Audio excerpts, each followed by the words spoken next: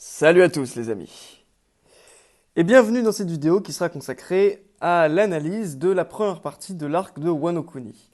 Alors, première partie, j'entends là les 50 premiers chapitres, enfin disons les 50 chapitres allant de plus ou moins 900 à 950, hein, c'est pas exactement ça, mais enfin disons le premier le grand axe, première cinquantaine de chapitres consacrés à Wano, à l'exploration et l'aventure du pays de Wa. Alors, c'est évidemment pas lié au premier acte, hein, parce que il y avait une espèce de diptyque un peu bizarre qui a été suggéré dans le récit, hein, premier acte, qui se clôture avec la défaite de Luffy face à Kaido. Hein. Bon.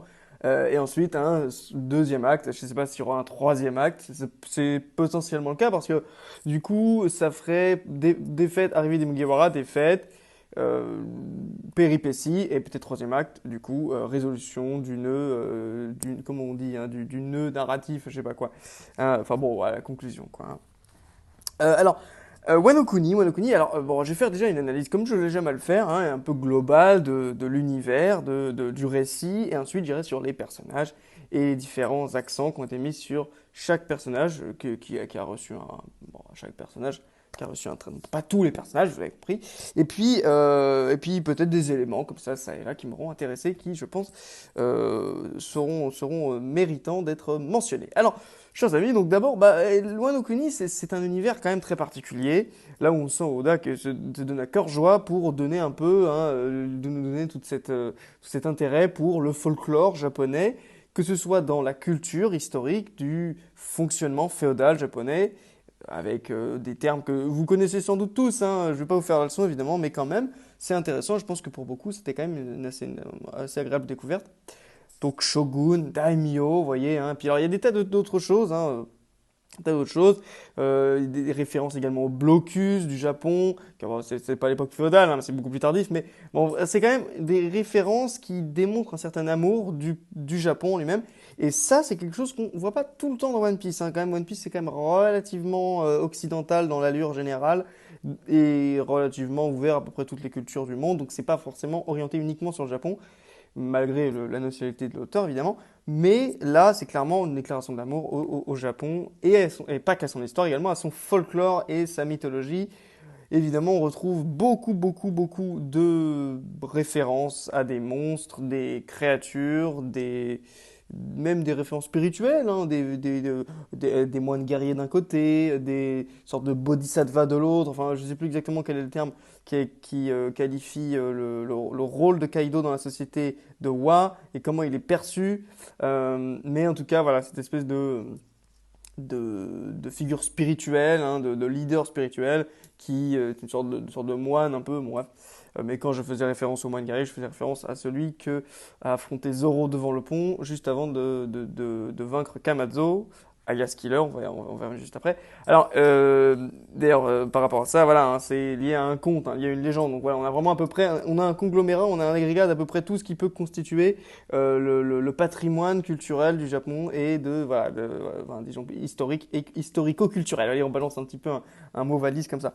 Alors, ça c'est très chouette et on a également un peu cette espèce de callback un peu à ces vieux films des années 30-40, enfin surtout des années 40, 40-50 plutôt, de samouraïs avec des histoires de paysans. Bon, vous connaissez tous, on connaît tous les grands classiques du style de cette samouraï ou des trucs genre, je sais pas moi, Kagemusha ou autre, même si c'est un peu plus tardif, mais bref, voilà, représentation de la campagne japonaise et avec dans ce carcan un peu d'une société qui est vraiment extrêmement échafaudée selon des castes et puis avec une certaine forme à la fois de tristesse dans le constat un peu du délabrement de la société, ce qui est le cas à Wano, et en même temps une certaine forme d'humour aussi avec des personnages qui, surtout dans le 7 samouraï aussi, rappelez-vous, hein, avec le faux samouraï, celui qui n'est pas vraiment un samouraï, et puis également la condition des paysans qui savent à la fois rire de leurs conditions, ce qui est évidemment le cas avec l'épisode des Smiles au visage des Bissous, et voilà, donc des personnages souvent un peu grotesques, mais qui ont quand même une certaine forme de noblesse, d'âme, et, voilà, et de fierté et de vertu. Voilà, bon, ça c'est pour une petite insertion un peu culturelle de l'art que je trouve vraiment appréciable. Ensuite, bah écoutez, qu'est-ce que je pourrais dire? Donc par rapport au récit, donc il y a plusieurs éléments peut sans doute à noter. Euh, alors, c'est un peu complexe pour moi de faire une review construite parce que je prends mes notes, mais mes notes elles sont linéaires, elles sont écrites au fil de ma lecture. Donc forcément, au bout d'un moment, je suis un petit peu perdu dans différentes notes parce que et forcément un personnage va faire un truc intéressant à un moment, puis on va le quitter pour un temps, puis on va le retrouver et ce sera bon voilà, c'est compliqué d'essayer de faire des choses thématiques, mais c'est quand même sur à quoi je vais m'atteler pour cette analyse.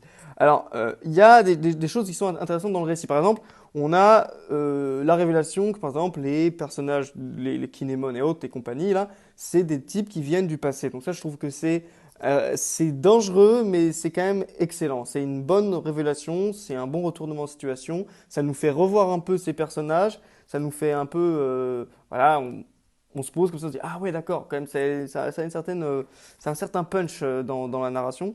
Et puis, je dis que c'est dangereux parce qu'il faut se méfier après, parce que quand on commence à manipuler cette dimension dans une histoire, il peut y avoir du cafouillage, hein. On peut en faire un petit peu trop.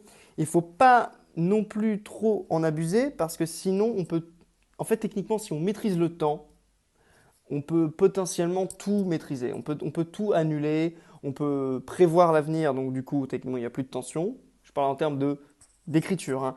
Et on peut également revenir dans le passé, donc modifier l'action qui a été faite. Donc par exemple, je prends un exemple fou, hein. Je sais que c'est pas du tout ce qui est précisé là. C'était un voyage dans le temps. Donc techniquement, enfin, elle les a envoyés dans le temps. Ils n'avaient pas d'action. Eux, ils ne pouvaient pas faire grand-chose en fait. Ils ont été plutôt les victimes disons, ils en ont bénéficié, mais ils n'ont fait que subir le pouvoir de la maman de Kozuki, là. Enfin bref. Également, il y a un accent qui est clairement mis sur Oden, la figure d'Oden, qui est un personnage qui est mort. Donc c'est quelque chose qu'on retrouve souvent, c'est le cas, hein. C'est des flashbacks de personnages qui sont très vertueux, très honorables et qui ont eu une mort tragique. Moi, ça me fait penser à, comment il s'appelle, le mentor de Frankie, par exemple, Tom, ou ça me fait penser à Norland et Calgara dans Asuka et Pia.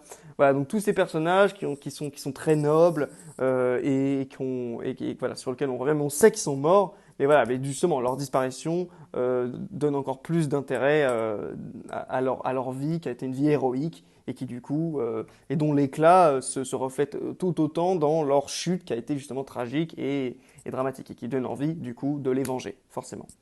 Euh, alors, ce qui est pas mal aussi avec l'intervention de Kinemon et quand il rappelle un petit peu tous les éléments qui ont connecté, tous les éléments qui les ont amenés, lui et sa compagnie et les Mugiwara à Wano, c'est qu'en fait on connecte un petit peu tout ce qu'on a vécu jusqu'à présent à partir de la saga Dressrosa finalement, hein. On connecte un petit peu tout et on a un sentiment un peu de complétude, c'est pas mal du tout. On a le sentiment que fait tous les événements qu'on a vécu étaient nécessaires pour arriver au point où on en est, et donc tout était important en fait, tout avait de l'importance. Et c'est un peu l'anti-filler, si vous voulez, parce que le filler, c'est le remplissage. Quand je dis ça, c'est que c'est vraiment, vous avez le sentiment que tous les épisodes par lesquels vous êtes passé étaient nécessaires enfin, c'était un acheminement intelligent et cohérent et logique jusqu'à ce point-là. Donc je trouve ça bien et ça reconnecte un petit peu tout. Euh, c'est de la construction, donc ça fait plaisir. Euh, Peut-être par contre des redites un peu dans l'écriture. Je sais que Oda aime faire des choses en miroir, mais là je crois pas que ce soit vraiment fait exprès. Je crois que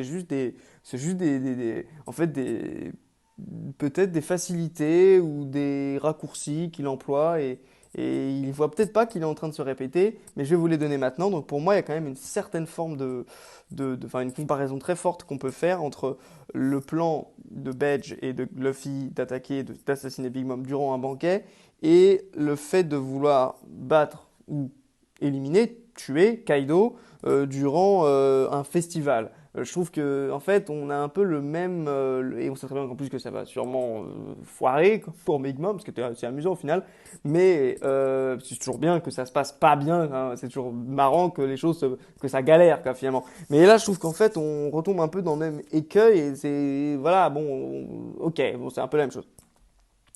Euh, Également, alors attendez, j'essaye de pas faire de conneries.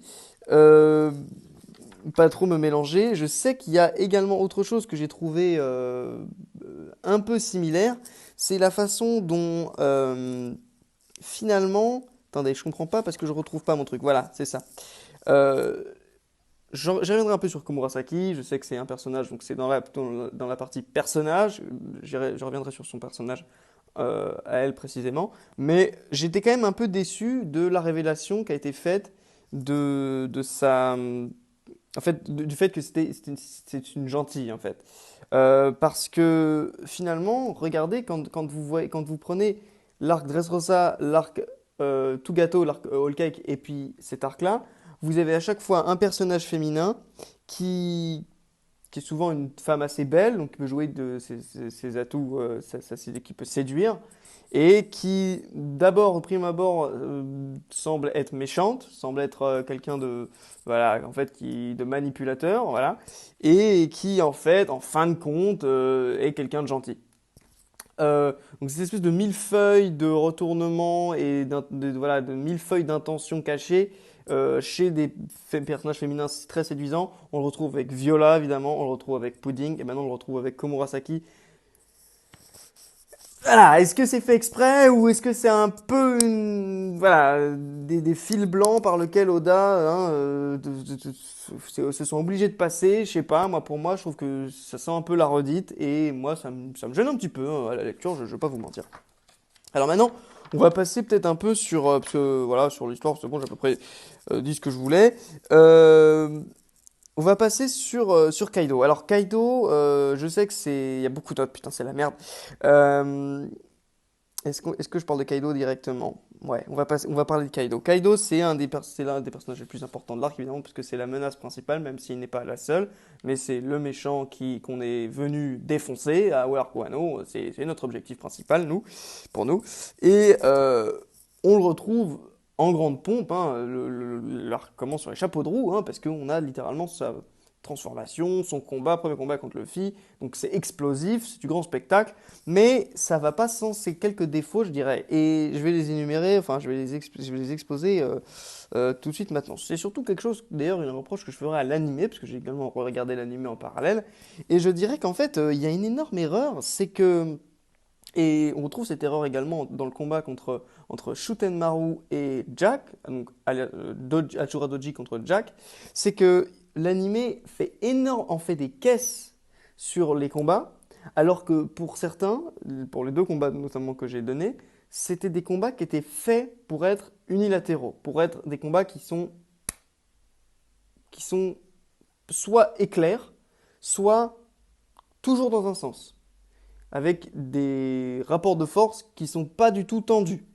On a Luffy contre Kaido, après il y a une autre erreur, je parlais de Kaido, mais là il y a une autre erreur que je viens de m'en rappeler. Mais Luffy contre Kaido, déjà le combat, c'est une erreur folle parce que, en fait, on le voit répondre aux attaques de Luffy. Et pour moi, c'est pas du tout ce que le manga véhicule. En fait, dans le manga, il ne fait rien, il subit tout, ce qui est justement ultra inquiétant pour le lecteur, parce qu'on se dit que s'il doit y avoir un combat, s'il doit y avoir un personnage qui doit mener un combat, qui doit répondre, qui doit être très compliqué à battre, à vaincre, qui doit être cette menace ultime qu'on va vraiment galérer à éliminer, c'est Kaido. Et quand on le voit être complètement dominé par Luffy, on se dit mais non mais il y a un gros problème là. Et on sait que ça va merder un moment. Et effectivement ça merde parce qu'il le one-shot dès qu'il décide à répondre en fait. Et ça dans l'animé, c'est pas du tout ce qu'on nous montre. On nous montre que Kaido il répond, il se défend, il dit mais vous êtes fous quoi, c'est pas du tout ça qu'on nous raconte. Ça n'est pas ce qui est raconté dans le récit original. Et ça j'en veux beaucoup à l'animé malheureusement. Donc, pour moi, c'est une erreur, et c'est également une erreur qui a été faite avec Shutenmaru et Jack, parce que Shutenmaru blitz Jack. Il le chichi son son, hein, il lui fait un yaido dans sa tronche, paf, c'est terminé. On voit le gros Doji, on se dit, il va se faire démolir par Jack, parce que Jack, c'est le mec, c'est un type, il a résisté à peu près tout. Oui, il est un peu con et nul, mais c'est un tank, le gars, c'est une calamité. Bref, il va, Ashura Doji, on a juste l'impression que c'est un gros lard. Et là, surprise, ce type est extrêmement efficace, et extrêmement, ça fait plaisir. Et bien c'est pareil, c'est la merde. Il nous faut un combat qui a été complètement développé, surdéveloppé. C'est pas du tout ce qui était raconté dans le récit. Bref. Continuons sur Kaido. Alors Kaido, il y a une énorme erreur dans l'animé, terrible, c'est terrible, franchement. C'est quand, juste avant qu'il apparaisse dans le ciel Wano, face aux Mugiwara qui sont eux postés sur la colline de Château de Kozuki, on nous montre dans l'animé une scène où on le voit se transformer. Et moi, quand j'ai lu le manga, j'ai pas vu ça, les gars.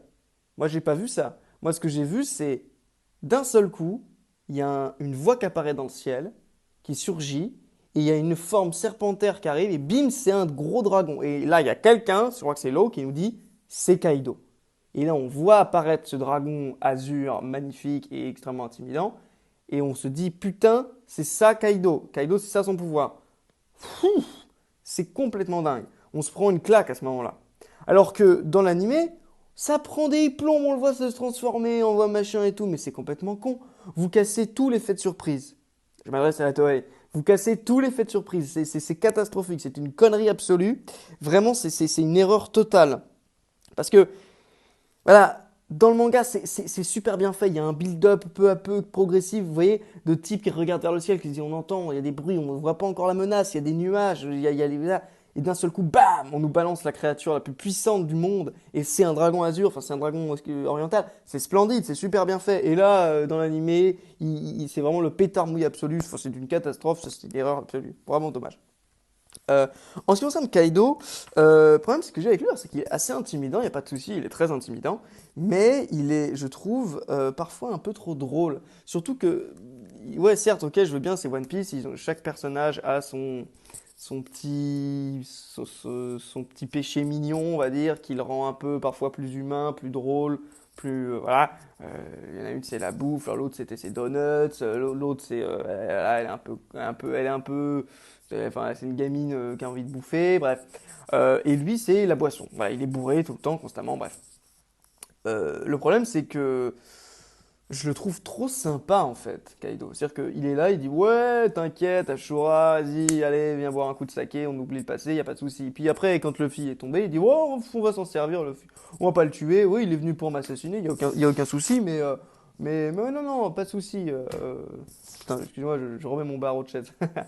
Ouais, non, non, pas de problème, on y va, on va le recruter. Bon. On a l'impression, alors oui, il y a un côté, il prend tout par-dessus la jambe, le mec il a le qui des rois, enfin, le fier qui des rois, il voit ça, il s'en tape, il dit, oh putain, encore un, c'est pas vrai, bon, c'est fait pour nous dire que ce type est au-dessus, d'accord, mais je trouve quand même que, voilà. Autre chose, la taille de Kaido, je trouve assez inconstante. Quand on l'avait vu pour la première fois, c'était un géant immense, vraiment, il était complètement démesuré. Là, très clairement, il a rétréci. Il y a un moment, je comprends pas très bien, peut-être que parce que c'est un Zoan mythique qui peut changer de size, je ne sais pas. Mais c'est curieux. Alors ensuite, je crois que pour Kaido, j'ai à peu près tout dit. Alors, on reviendra sur s'il me vient d'autres trucs, voilà. Pour l'instant, j'enchaîne. Alors ensuite, on va peut-être parler de Orochi. Alors, deuxième gros Zoan mythique qui est révélé dans l'arc. Zoan mythique de l'hydre Orochi, un serpent à 8 têtes, quelque chose comme ça. Bah c'est très cool, super cool. Mais ça me fait peut-être dire un truc, et c'est également en relation avec la révélation qui est faite sur Catalina Devon, qui, elle, a mangé le fruit du Kitsune, du QB, enfin du Inu Inu no Mi modèle QB. C'est que jusqu'à présent, si on regarde bien, tous les Zoan mythiques sont quand même des Zoan issus du folklore japonais, ou du moins du folklore asiatique, et de la mythologie asiatique. Et là, du coup, je me dis, merde, est-ce que toutes les théories qu'on a eues sur le Zoan du Cerbère, le Zoan, je sais pas moi, j'en avais plein, le Zoan, je sais pas, n'importe quoi, le Zoan du vampire, le Zoan Le Zoan du dragon occidental, le Zoan du... alors je sais, le Zoan du vampire existe, hein, mais, bah, il va pas me faire chier. C'est Patrick Redfield, oui, il est très cool, mais c'est un jeu vidéo, c'est pas la même. Non mais vous voyez, après il y en a plein, le Zoan de la Valkyrie, le Zoan de... qu'est-ce qu'on peut dire de... Le Zoan du Djinn, le Zoan... qu'est-ce qui était cool, je sais pas moi, du Faune, le Zoan du Centaure, enfin bon, le Zoan du Centaure c'est un peu bizarre, mais c'est déjà techniquement une créature chimérique. Qu'est-ce que... Voilà, toutes ces créatures qui sont pas... Le Zoan du Nanabozo, tiens, je vous le donne celui-là. Du Yeti, le Zoan il y a plein, il y a plein, il y en a plein, il y en a plein. En fait, le problème, c'est que du coup, si on se limite au folklore japonais, bah, c'est terminé, tous ces trucs-là, c'est à la poubelle, c'est out, quoi. On les aura jamais. Et moi, je trouve que c'est un petit peu dommage. Voilà. En l'occurrence, je sais que beaucoup de gens n'aiment pas Orochi parce que peut-être ils le trouvent trop grotesque, trop burlesque, trop caricatural, voilà. Mais moi, je le trouve excellent, Orochi, je le trouve excellent. Je trouve que ben, on a déjà un gros méchant badass, puissant, sûr de lui, voilà, en la personne de Kaido. On a déjà ça. Il nous fallait quelque chose d'autre. Il nous fallait cette espèce de tyran détestable, grotesque, laid, qui est à l'image de tous les tyrans des contes et légendes. Les gars, regardez, tous les rois, tout ça, ils sont toujours moches, dégueulasses. Moi, vous savez à quoi il me fait penser? Il me fait penser à, je vous l'ai déjà dit dans une vidéo réaction live, il me semble, il me fait penser à ces nains, les nains qu'on retrouve dans les vieux contes. Vous voyez, c'est pas les nains là, de la fantasy qu'on connaît aujourd'hui, c'est pas les nains c'est pas les nains de Tolkien ni de la mythologie nordique. Vous voyez, ces espèces de créatures, un peu nains démons qu'on retrouve un peu très difformes avec des grosses têtes et ils proposent soit ils gardent des trésors et ils te font faire des contrats un peu à la Rumpelstiltskin, vous voyez, genre oui, donne-moi ton bébé à la nouvelle lune et moi je te fais le truc en or. Enfin, vous voyez, ce genre de mecs dégueulasses qui au grand sourire et qui en fait sont des horreurs absolues. Des mecs que tu trouves au coin d'un chemin, et ils te font signer des contrats de merde, un peu en mode corrigan, connerie. Et je trouve que physiquement, il incarne ça.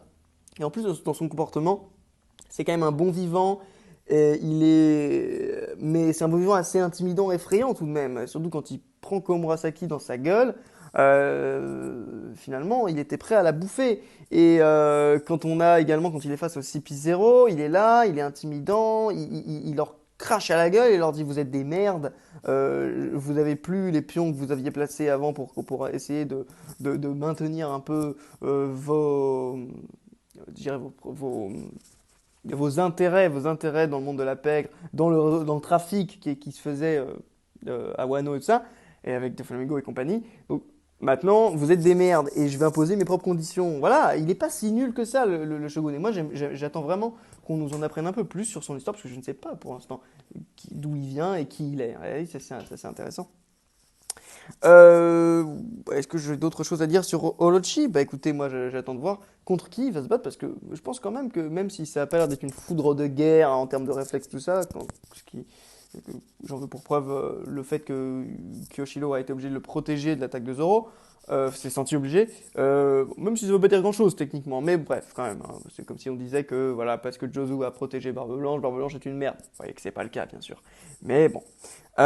Ensuite, on va passer sur les ennemis, ensuite j'irai sur les gentils. Alors les ennemis, on va vite les passer en revue. D'abord, on a les smiles, les connards, comme j'aime les appeler, bon c'est pas vrai, mais c'est des nuls. Nuls, ils sont moches, ils sont terriblement décevants. Que ce soit Bolbed, Oldem ou machin, tous, ils sont moches. Je trouve que leur pouvoir de smile avec les animaux qui leur sortent du corps, vous voyez, ça me fait penser à Berserk, ça me fait penser aux apôtres de Berserk. Le problème, c'est que les apôtres de Berserk, c'est fait dans un ton qui est tellement glauque, sinistre, menaçant, intimidant, tout ce que vous voulez.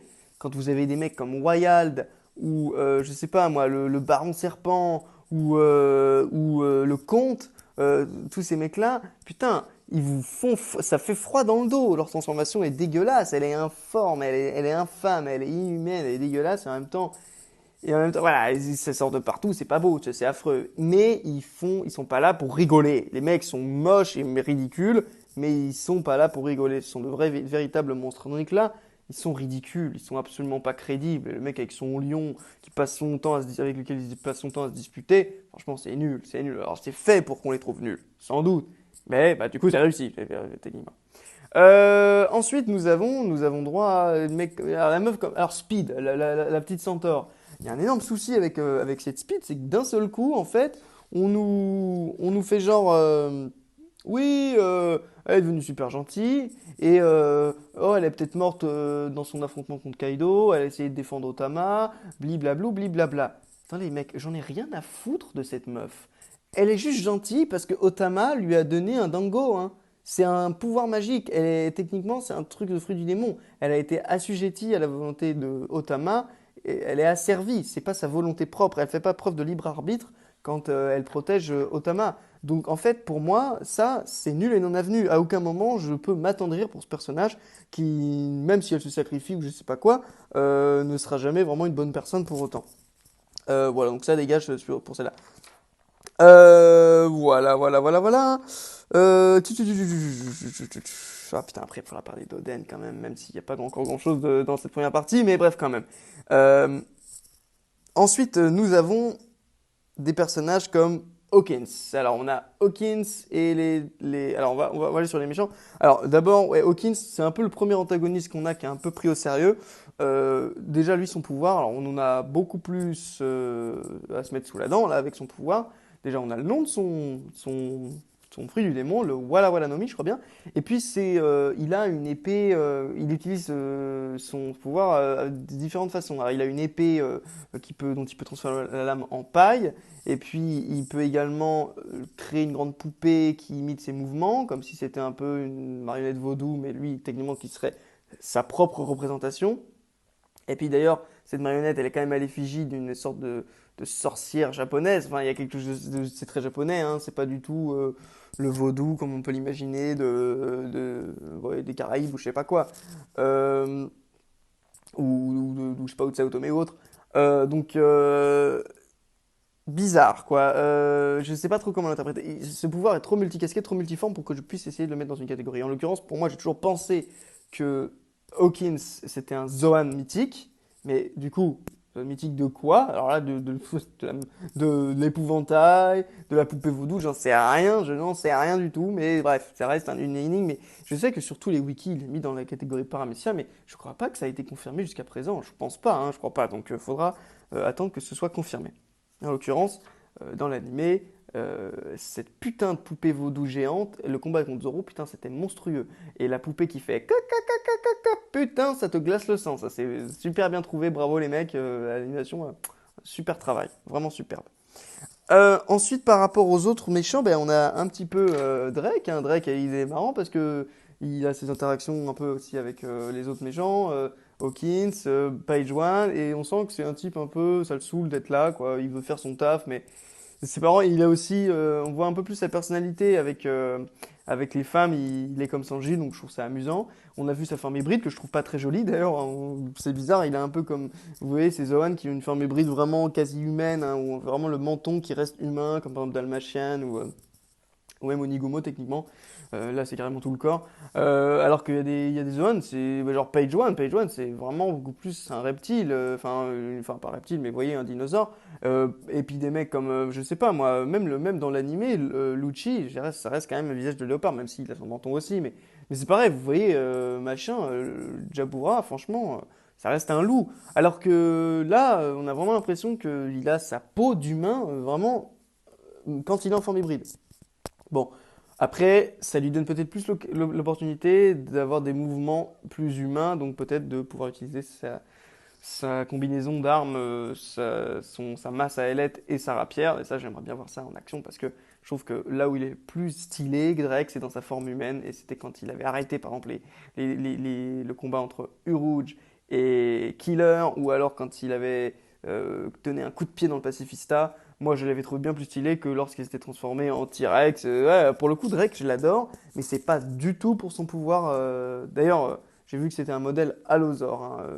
Je sais pas si je l'ai vu dans le manga ou je l'ai vu dans le wiki, ou quelque chose je me serais spoilé, mais c'est pas un énorme spoil. Ce qui me fait dire du coup qu'on a également d'autres dinosaures. Nous avons dans les. euh, comment il s'appelle? Les Tobiropo. Page One, donc qui est un spinosaure, très cool, j'adore le spinosaure. Jurassic Park 3, bien sûr. Euh, pour ceux qui n'aiment pas ce film, bah écoutez, moi je l'ai bien aimé, donc voilà. Ouais, même s'il était pas un peu plus caricatural. Mais bref, peu importe, on va parler sur Jurassic Park, c'est n'importe quoi. Page One, il a un Putain de combat contre Sanji, c'était énorme, et beaucoup plus dans l'anime d'ailleurs que dans le manga. Dans le manga, on voit pas ce qui se passe. Et on a également les trois grosses calamités. Alors, les trois grosses calamités. On a Jack qu'on connaît, et on a deux dinosaures. On a le Pteranodon et on a le Brachiosaure. King et Queen respectivement. King, c'est là le mec sérieux qui va un peu être le Katakuri de l'arc, hein. C'est ce type qui vraiment va donner du fil à retordre à tous à nos amis. Et puis Queen, c'est un peu le mec un peu genre Obélix, un peu drôle, mais qui est quand même extrêmement puissant. Je pense que les deux, ça va être. Techniquement, c'est plus Jack qui tourne intéressant à ce moment-là. Parce que je sais pas si vous avez vu le moment. Vous vous rappelez de ce moment où on nous présente les deux méchants et il est là en mode désolé mes frangins, je fais de la merde, je suis une merde, excusez-moi, franchement, toutes mes excuses. Donc c'est assez drôle. Euh, bon, je passe. Alors, maintenant, peut-être sur les personnages. Allez, on va parler des Mugiwara. On va parler un peu des Mugiwara. Alors, déjà, je trouve que cet arc est superbe pour ce qui est. Ah, putain, c'est trop long, 29 minutes, putain. Cet arc est superbement bien bénéfique au personnage de Luffy parce que j'ai jamais vu. C'est sûrement un procédé qui est, qui est progressif, hein. Mais je trouve que Luffy, dans cet arc, qu'est-ce qu'il prend en maturité? Déjà, physiquement, j'ai jamais remarqué à quel point il était plus massif physiquement. Je dirais, il est vraiment beaucoup plus musclé. Et c'est quelque chose que quand vous comparez vraiment au tout premier arc de One Piece, vous voyez l'ascension quand même. Vous voyez le personnage qui est quand même à devenir de plus en plus athlétique. Et je trouve que c'est bien parce que Luffy c'est un cogneur à la base, hein. Donc c'est normal qu'il devienne plus balèze. Mais c'est également dans la personnalité. Je trouve qu'il est super, à la fois, alors c'est des effets comiques super parce qu'il joue le grand frère et Gotama, mais il est aussi bien plus mature et le fait qu'il parle de la mort de Ace c'est que ça lui fasse que ça lui procure beaucoup de douleur, beaucoup de tristesse, mais qu'en même temps il se taise et qu'il n'en dise pas plus et que même en dépit de ce que dit Tengu Yama ou je sais pas quoi là, il persiste dans ce qu'il veut dire et que c'est sa façon à lui d'éduquer on va dire Otama et ben il veut pas lui mentir, il veut lui dire la vérité. Moi je trouve que c'est très très chouette, très chouette.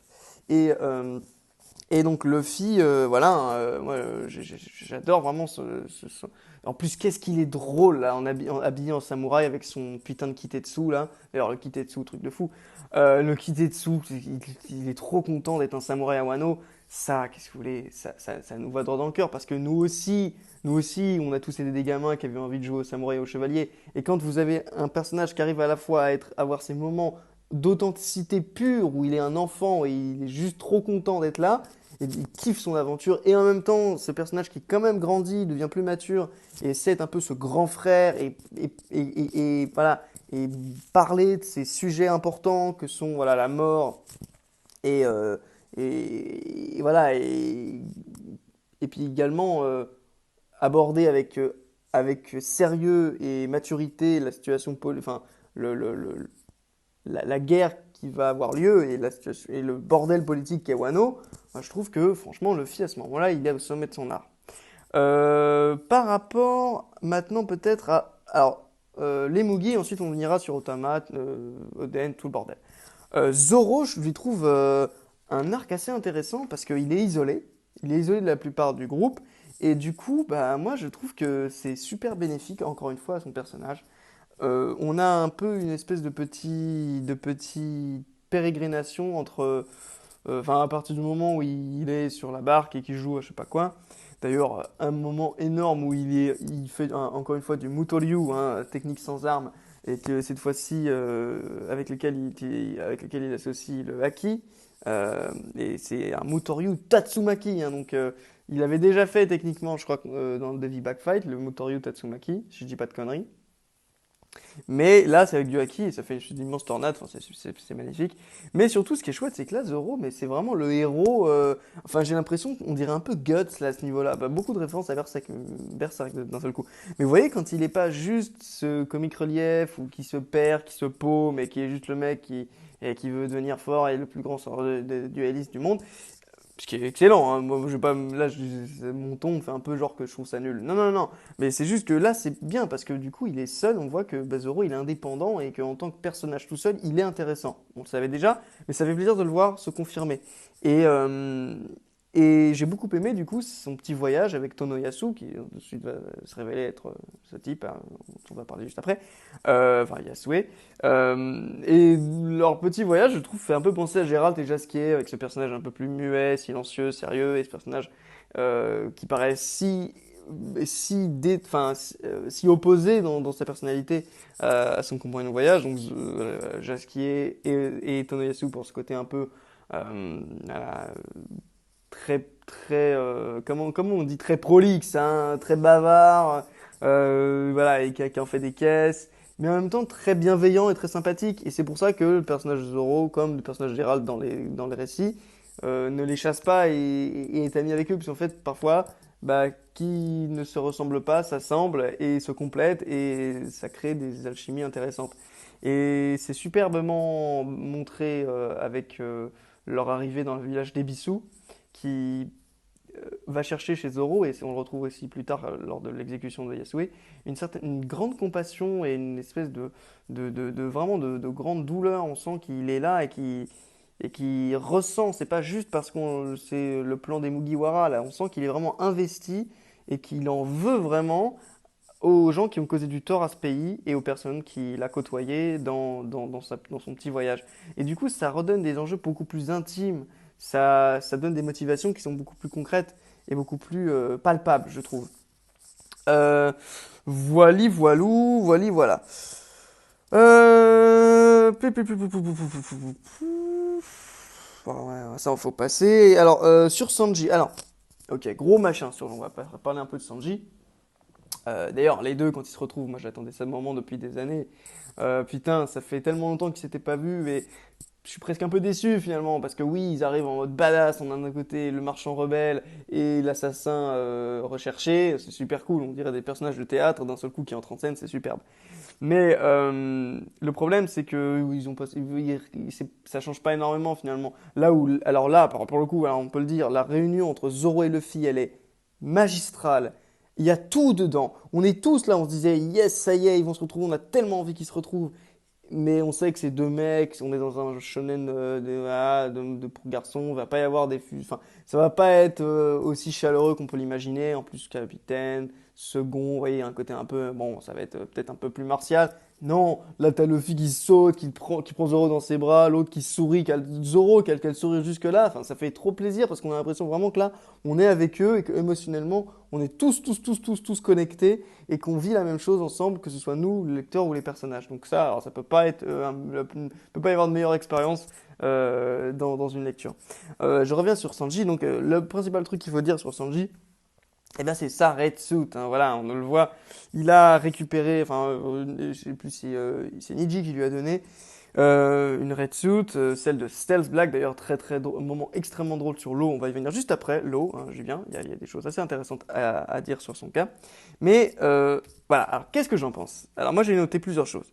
Ok, c'est son héritage, c'est l'héritage de Smoke, c'est les conséquences directes de l'arc précédent, et ça montre qu'il y a une continuité. Moi, je trouve ça bien que finalement tout soit pas oublié, que oui, ce soit Smoke Sanji, que sur la prime, il y ait son nom. Bah oui, mais mine de rien, des fois, on peut pas complètement faire table rase de son passé, et on est obligé quand même de prendre en compte ce qui s'est passé et de continuer avec ce fardeau. Et c'est autant pour lui que pour nous, parce que nous, le lecteur, on a quand même passé du temps avec les Germains, on a passé du temps avec ces mecs-là, et ce serait quand même un peu décevant de devoir, d'un claquement de doigts, dire, selon juste parce que Sanji déteste cet héritage, devoir complètement oublier que finalement, bah oui, il a aussi ce potentiel-là en lui, et c'est voilà, cette filiation. Le problème, c'est que l'immense problème pour moi est beaucoup plus dans le fonctionnement du personnage de Sanji, c'est que pour moi ça casse la simplicité naturelle et l'élégance du personnage de Sanji, qui pour moi est à la base quelqu'un qui ne dégage pas une aura de guerrier. Sanji, c'est le grand frère. Sanji, c'est le gentleman, c'est le gentilhomme. Vous voyez, c'est ce type qui est bien habillé classe, qui est là pour une raison, il fait la cuisine, il est là pour s'inquiéter un peu du sort de ses compagnons, il est chaleureux, il est, oui, amoureux de toutes les meufs, c'est un peu grotesque, mais il est quand même toujours derrière ses compagnons pour les aider, et son objectif ne va jamais au-delà du fait que il y a quand même l'équipage. Je pense que Zoro, je sais que c'est quelque chose que la communauté, avec laquelle la communauté et moi, on est en désaccord, on est en désaccord. Mais moi, je considère que l'objectif de Zoro est tellement à une échelle supérieure, enfin, est tellement à une échelle haute que du coup, pour moi, ça fait un. Comment expliquer? Sanji, pour moi, son objectif ne va pas à l'encontre de l'équipage. Alors que pour moi, Zoro se définit d'abord par rapport à lui-même. Même si Sanji, oui, c'est un cuisinier avant qui rencontre les Mugi, mais quand t'es cuisinier pour les autres. Zoro, il a pas été, il est pas duelliste pour les autres. Il est pas, c'est pas un escrimeur, c'est pas un bretteur pour les autres. Déjà, d'ores et déjà un bretteur pour lui-même. Après, bien sûr, pour protéger ses amis, mais vous voyez quand même la subtilité. Et pour moi, Sanji, vous voyez, c'est un type, cette espèce de gentleman qui, s'il faut se battre, il le fera. Mais voilà, ça reste un humain. C'est pas un monstre comme Zoro. Ça reste un humain. Et c'est d'autant plus stylé quand il bat ses ennemis, parce qu'il les bat avec une classe absolue. Vous voyez, en costard et tout le bordel. Et voilà. Donc ça, c'est une chose. Voilà, pour moi, ça casse un peu l'élégance du personnage. Là, ça en fait un personnage beaucoup plus extravagant et je suis pas trop fan. Même, je trouve que voilà, le thème des super-héros, Power Rangers, machin, ça allait bien au Germa. Moi, je voulais pas forcément que Sanji le récupère, qu'il conserve le nom d'une Smoke, qu'il ait peut-être la Red Suit, peut-être, pour certains moments clés, ou pour, et on y vient, l'élément qui est le plus important, c'est-à-dire l'invisibilité, ça ok. J'y viens tout de suite. Et d'abord, il y a quand même un autre truc qu'il faut dire, c'est que ça n'a aucun rapport avec la cuisine. Pour une fois, une attaque de Sanji n'a pas de rapport avec la cuisine. Et je vous mets au défi de me montrer quelque chose qui n'a pas de rapport avec la cuisine. À part des trucs comme Elle mémorise ou je sais pas quoi. Vous voyez ça, ouais, ok. Mais encore, ça reste la Diable Jambe. Ça reste la Diable Jambe. C'est-à-dire, il y a la cuisson et aux épices. Donc, ça reste quand même lié à la cuisine. Et pour moi, j'aime quand même quand un thème, le thème d'un personnage est respecté. Je ne suis pas en train de dire qu'il faut que le personnage se limite toujours à ce thème-là. Mais bon, vous comprenez mon point de vue. Euh, Toutefois, il y a quand même un très bon point avec cette Red Suit, c'est que bah, elle lui donne le pouvoir de l'invisibilité, qui était l'un de ses objectifs et qui était l'un de... Voilà, ça connecte ce passage du personnage à un autre passage du personnage. Donc, encore une fois, ramification des trames qui se rencontrent au bout d'un moment à travers un point donné. Là, l'invisibilité qu'il avait mentionné à Thriller Bark, jusqu'ici, avec les Germas, en passant par les Germas. Donc, ça, c'est super, c'est interconnecté, c'est super bien. Mais le problème, c'est que...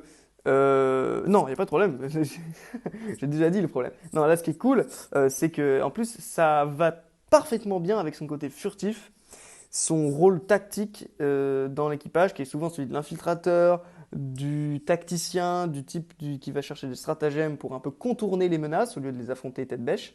Et ça, c'est superbe. Ça, pour le coup, si ça peut conforter, confirmer Sanji dans ce rôle-là, alors là, allez-y, les gars, parce que moi, j'avais adoré les passages de Mr. Prince, Sanji le chasseur qui arrive au dernier moment comme un fou, comme un putain d'un mec. Enfin, et puis ensuite, quand il ouvre les portes de Nies Lobby, enfin, Sanji, il a toujours ce moment-là où il va s'écarter un petit peu, même le train des mers, c'est lui, il était allé au premier au train des mers en mode avant-garde, le type, enfin non, j'adore quand Sanji, lui, il fait son taf à côté et que voilà, il montre qu'il est capable d'aider les Mugiwara en premier lieu grâce à son esprit, grâce à son intellect et son esprit de tacticien. Donc ça, c'est superbe. Euh, alors, euh, peut-être autre chose. Alors oui, Frankie, il y a un problème que j'ai avec Frankie, c'est que avec sa nouvelle, finalement sa forme post-ellipse, j'ai de plus en plus de mal à le prendre au sérieux quand il essaie de se déguiser. Je sais que c'est un petit détail, mais quand on nous fait croire qu'il s'est engagé dans un truc de charpenterie et que personne n'est capable de se dire que ce type est pas de Wano, je sais bien qu'on est dans One Piece, mais quand même, Wano, je veux dire, ok, dans Adresse Rosa, il y avait plein de mecs qui c'était des jouets, donc les gens sont habitués à voir des types qui sont des jouets. Et donc Frankie, ok, d'accord, je veux bien que oh, bah, c'est un type avec des grosses épaules en forme de, je sais pas, bon, mais quand même, c'est bizarre. Bon, bah, voilà. Alors maintenant, on va parler un petit peu des personnages autres, enfin externes à l'équipage. Les auxiliaires un peu. Alors d'abord l'eau, j'avais dit que j'en parlerais. Alors l'eau, Trafalgar Law, plusieurs points à aborder à son sujet.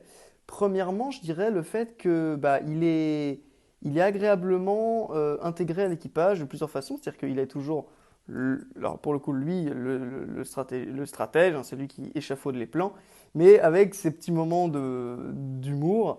Quand, par exemple, on voit, bah, déjà les moments d'humour, c'est quand il est face à Sanji hein, et qu'on voit dans tout son plus grand sérieux être complètement investi et motivé par son côté un peu geek de son enfance à North Blue où il avait lu tous les magazines hein, concernant les Germains et Sora et tout ça. Donc ça c'est super drôle. Voilà, bon, voilà. Et en même temps, des moments très sérieux où, par exemple, il défend son équipage contre la vie de Shinobu. Ça, je trouvais que c'était vachement bien et que ça montrait que, bah ouais, à un moment, tu respectes quand même l'eau. L'eau, c'est pas son amitié, elle n'est pas acquise complètement. Surtout avec des étrangers comme ça. Avec les Mugi, c'est différent. Mais là, à un moment, tu insultes ton équipage, il va réagir et je trouve ça très cohérent. Très cohérent, autant cohérent que, et ça me permet de faire une super transition, autant cohérent que la rancœur et l'allié le plus difficile en fait, et voilà, et le côté le plus difficile du personnage de Ashura Doji, alias Shutenmaru, hein, le grand bandit. Alors déjà super parce qu'il incarne le bandit, hein, alors ça c'est un tropisme encore du Japon, enfin voilà, de la culture romanesque japonaise avec les grands bandits, hein, que ce soit aussi d'ailleurs enfin, le principe du voleur, pas forcément Robin des Bois, hein, mais vous voyez le bandit qui va être contre le grand shogun, le grand méchant, voilà, bon, pas forcément gentil, mais bon. Et donc ce Shutenmaru, encore une fois très stylé, contre Jack, pareil, on se dit c'est un gros lard, le mec il est obligé de se foutre comme un roi fainéant sur le gros bœuf d'un taureau, un bœuf, enfin bon, il est ridicule, en fait il est pas du tout ridicule, ça c'est super. Et également, petite parenthèse sur quelque chose que je n'aime pas du tout, et là il faut le dire, dans l'anime il y a un truc qui va pas du tout, pourquoi, mais au combien pourquoi l'anime prend autant de liberté au niveau de la couleur des cheveux. Alors peut-être que c'est des indications d'Oda, auquel cas je ferme ma gueule, mais putain je ne comprends pas pourquoi ce mec se retrouve par exemple avec des cheveux roses. Alors ok, dans le manga, il a les cheveux blancs, donc on peut se dire ça peut être plein de couleurs. Mais quand vous avez une personne comme Komurasaki qui a les cheveux noirs dans le putain de manga, et que ça se traduit dans l'animé en des cheveux bleu clair, je suis désolé, mais si vous mettez un filtre noir et blanc, des cheveux bleu clair, ils vont pas être noirs, ils vont être gris. Ils vont être gris clair même. Ils vont plus être du côté plus des côtés tons clairs que des tons obscurs. Donc, il y a un moment, moi, ça me rend fou. Franchement, je trouve que c'est irrespectueux en fait du dessin de Oda, parce que les cheveux, les gars, les cheveux, la couleur des cheveux, c'est un vecteur extrêmement important de la personnalité et de l'allure d'un personnage. Si vous le changez, si vous prenez Astérix et vous lui mettez des cheveux marrons ou des cheveux rouges, vous intervertissez Obélix Astérix, c'est plus la même. Et en parlant de Obélix, bim, transition de maître, ça me fait penser à Queen. Parce que Queen, dans le manga, il a les cheveux noirs. Et là, dans l'animé, il a les cheveux blonds. Mais c'est quoi ce délire? Enfin, je comprends pas, franchement, je ne comprends pas du tout. Voilà.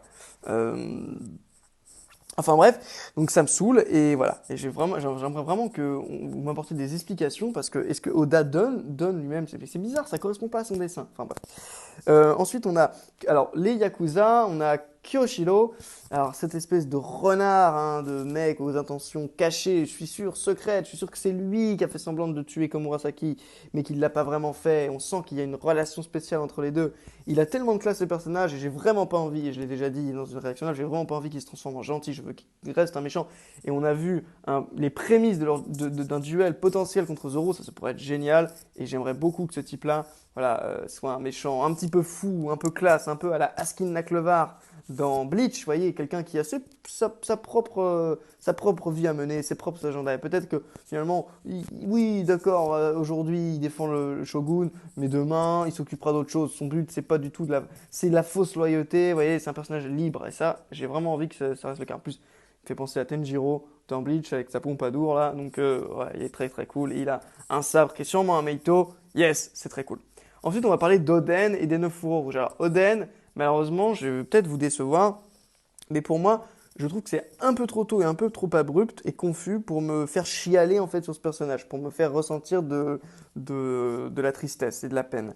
Je ne sais pas encore vraiment qui il est ce personnage. Oui, on m'a dit qu'il a créé que c'est un rêveur, que c'est un idéaliste, que c'était un type qui aime pas le pouvoir, donc forcément ça nous le rend sympathique, et qui aime pas les responsabilités, que c'est un mec qui aime la liberté, et que c'était un guerrier honorable et valeureux. Donc forcément, on va l'aimer. Mais après, moi, j'ai besoin d'en savoir plus sur sa chute, parce qu'on nous a rien dit sur sa chute. Je sais que ça va être le cas. Je sais on va encore plus le développer. Mais pour l'instant, j'ai beaucoup plus, par exemple, de peine ressentie quand je vois le deuil si frais, si récent des neuf fourreaux rouges et de Momonosuke, quand on nous apprend que finalement, bah, pour eux, la mort du daron et du seigneur, c'était il y a 6 mois, quoi. Donc ça, c'est une claque dans ta tronche, c'est superbe. Voilà. Ensuite, par rapport à Kozuki, bah encore une fois, une redite, une similitude avec Dressrosa pour moi, c'est le nom de Kozuki qui a été terni hein, par le shogun et autres.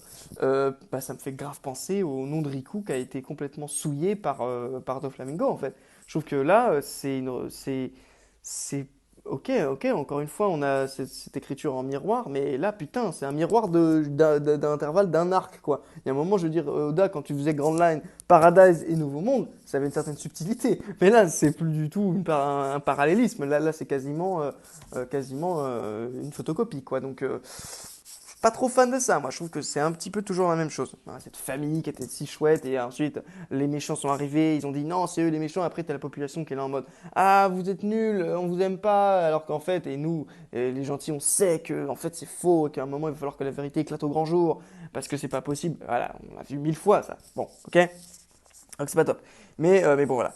Euh, alors, qu'est-ce que je pourrais dire qu'est-ce que je pourrais dire ensuite sur bah, c'est pas mal, hein, j'ai quand même. Alors oui, par rapport aux 9 fourreaux rouges, eh ben, écoutez, je trouve que c'est super bien. On a vraiment ce retour un peu aux sources des films japonais, comme je disais, avec les 7 samouraïs. On les recrute un à un. Alors là, on les recrute pas, on les retrouve.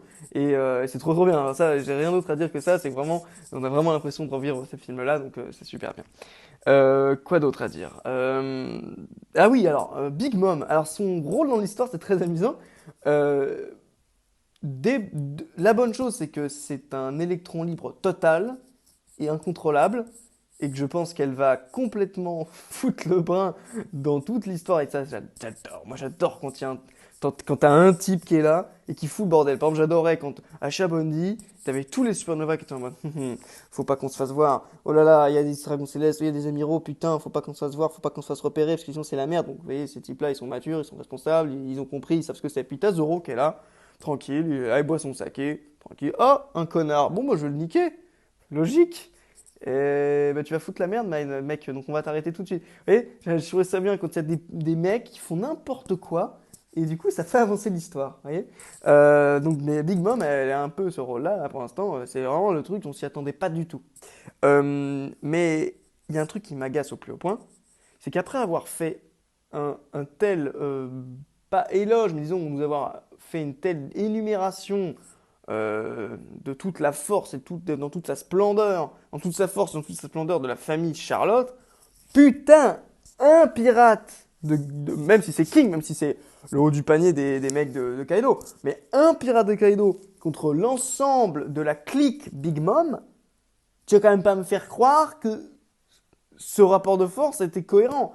Et que d'un seul coup, parce que, ouais, ok, le type il connaît le terrain, il vient d'en haut et qu'il vole et qu'il donne un coup de pied et tout ça, machin, avec le bateau, c'est le bordel. D'un seul coup, t'en as pas un qui réagit, qui se dit qu'il anticipe, je sais pas, mais t'as quand même des putains de gros poids lourds. T'as Perospero, t'as Oven, t'as Daifuku, t'as Smoothie, tous ces mecs-là, ils sont incapables d'anticiper l'attaque de King et de pouvoir s'en prémunir. Et leur putain de mama qui tombe dans la flotte. Et c'est un utilisateur de fruits du monde, donc ils ont toutes les raisons de penser qu'elle a pu se noyer. Je veux bien que ce soit une force de la nature, Big Mom. Mais il y a un moment, putain, les gars, vous vous rendez compte de. Après, on a Perospero, on a l'impression il est pas si mécontent finalement d'avoir perdu Mama. En plus que, franchement, c'était limite pour son cas dans l'arc tout gâteau, hein, faut bien le dire, dans l'arc Whole Cake. Mais bon, c'est potentiellement peut-être que du coup il est pas trop content, pas trop mécontent du coup, et c'est une forme un peu de coup d'État. D'ailleurs on le voit quand il veut se faire élire et qu'il y a le débat, évidemment talent, ancienneté, hein. Mais ça devient les pirates de Perros par intérim, en attendant. Euh,